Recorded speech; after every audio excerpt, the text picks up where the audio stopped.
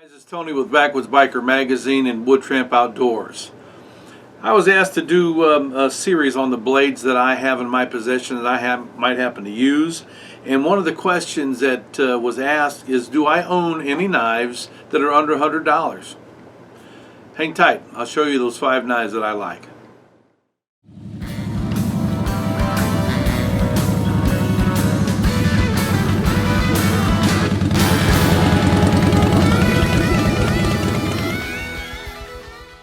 Welcome back. You know, just because you spend a high dollar amount on a knife does not mean it's going to be a high performing knife. I have had knives that are over $700 that I wouldn't take out in my backyard to trust. They were pretty, but man, they just wouldn't be able to withstand the type of work that I do out in the bush. So let's just talk about some of those knives that are $100, because some of the ones that I'm going to show you perform better than that $700 knife that I talked to you about. First of all, you know, again, it's how a knife performs that makes it a bargain for me.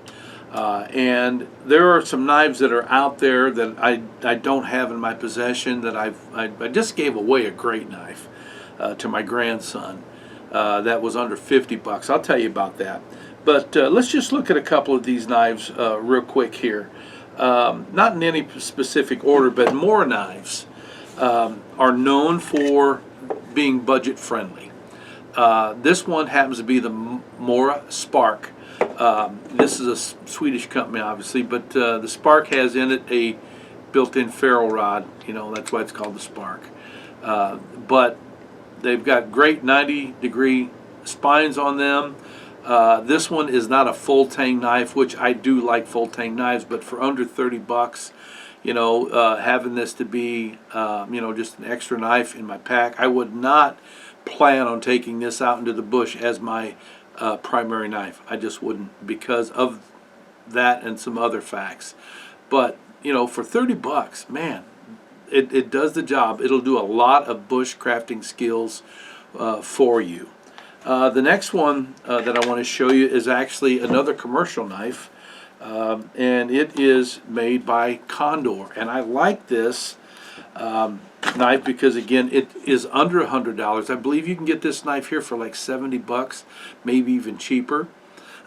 Condor is made in El Salvador. At one time they were a German company. But this one happens to be the Therisar, and I have been, you know, almost tempted to say it's a lot like the Mora Garberg, the full tang high carbon steel Mora. But there are some differences. But for under $100, this is a full tang knife, another 90-degree spine, everything on it full. It's got a nice pommel on it, and you know it compares. The sheaths look a lot like a Mora, but you know, Condor has come a long way, and I got another Condor that I'm going to show you here in a minute. But yeah, for under 100 bucks, this is a $75 or $70 knife, somewhere around there, that I wouldn't mind recommending for you.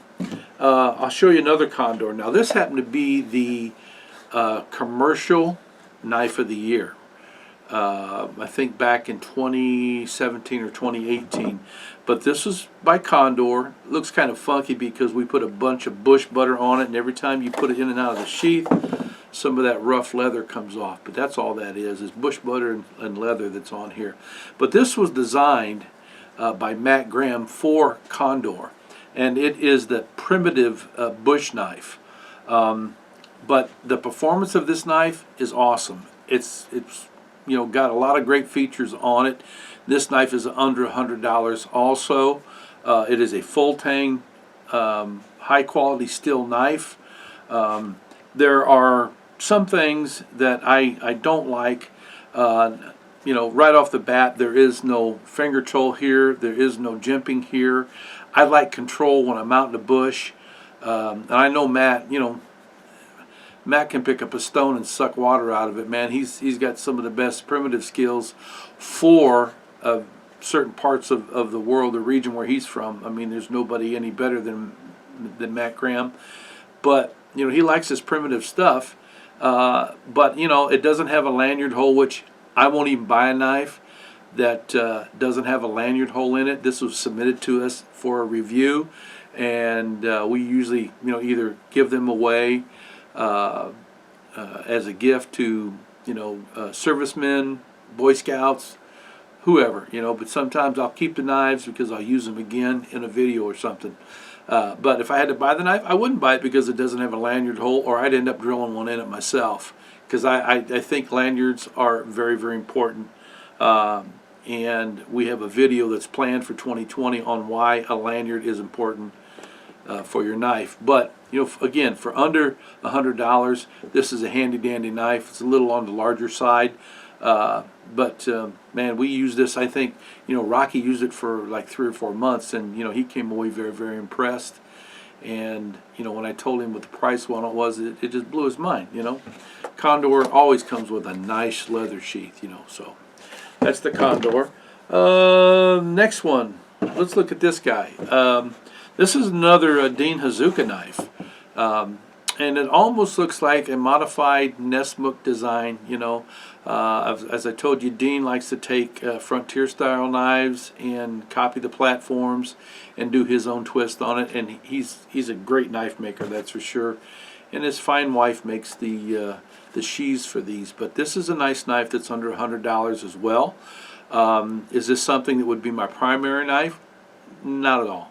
It's too small, and I'm afraid that it may not be able to withstand the rigors of survival, true survival. All the things that you need to do with a true survival knife. But it has some nice features on it. Secondary knife, yeah, for sure. You know, but that's America, a Montana Americana.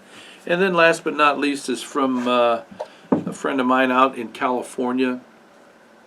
Charlie Davis owns Anza Knives, and Charlie Davis is known for making knives out of files. A lot of guys have tried that. Charlie has truly mastered it, being in the business for, you know, almost 50 years, probably something like that. And this one here is called the SWAT, I believe it is. But again, for a knife that's under $100, this is one of the finest knives that you'll find in that price range. I mean, it'll do the job. He re-anneals these files. You know, they're not brittle. They don't break. You know, we've done a lot of work with these knives. We dropped one in the concrete, chipped it, just, you know, resharpened it, and it was fine. You know, so there are the 5 knives. You know, that I'm hoping that answered your question. You know, they don't have to be expensive to be good knives, and this isn't even, you know, all of them. You know, one that I did want to make mention of, Schrade makes SCHF 51 or something like that. Those are under $50, and those are some very, very stout knives. Again, if there's an Achilles heel, they went cheap on the sheath, which I think is just stupid, but they didn't ask me my opinion. So I hope that helped you out. You know, here's 5 different knife makers. Check them out. You know, until next time, you guys ride free, you live free, and as always, you be safe out there.